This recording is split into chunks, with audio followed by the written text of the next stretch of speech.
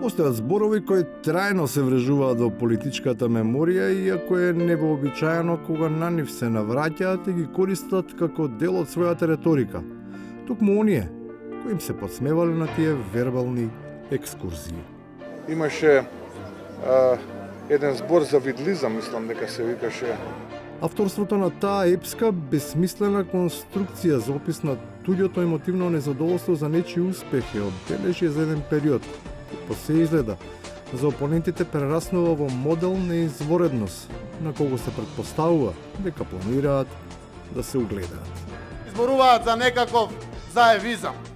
Вистината е дека нема заевизам, ама има завидлизам. Таа епоха не може да биде омилена секој. Разбирливо не на тие кои што биле привилегирани да престојуваат во Вила Водно, па се стекнале со можност да ги почувствуваат и вредностите на претходниот изам.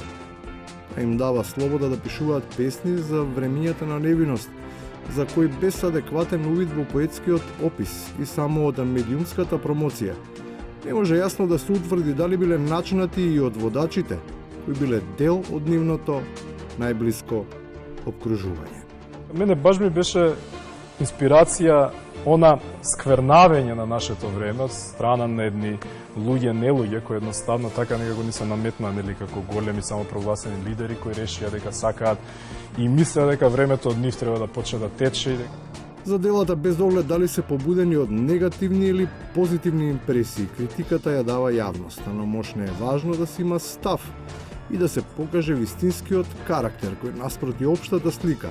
Понекогаш може да содржи и презир, ублажен само поради нежната и постојано развлечена насмевка на лицето. Началник, вашиот цинизам. Хајде цинизам ќе разговараме.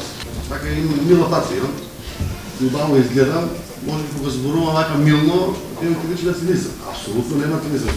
Нигде. За разлика од отсуството на цинизам, загрижува огромното количество на иронија, која предизвикуваат глаголивите и сладкоречиви фалбаджии, кои се китат, ама со туѓи, а не со своите перија. Вакво неработење прилеп одамна не познава.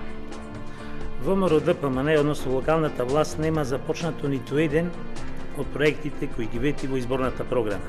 Проектот за влезот по улицата Алица Котески и после вториот, односно третиот пат која што ревизијата ни го враќаше, конечно е прифатен. Значи најскоро ќе почне еден голем капитален проект, тоа е навистина во должина од километар и 500-600 метри. Значи инвеститор на улицата Леце Котески не е локалната самоуправа, туку е инвестиција од Министерството за транспорт и врски. И на крајот, без оглед на завидлизмот, важно е да се гради. Пред се и днината. 1 мај за мене представува како ден за сите луѓе, за секој народ е слободен ден и неработен. Меѓународниот ден на трудот помина, веќе е 9 мај. Не е ни битно што денеска се чествуваат два празника.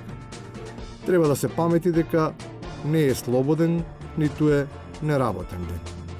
Кај нас изгледа не штрекуваат наставниците, туку образованието.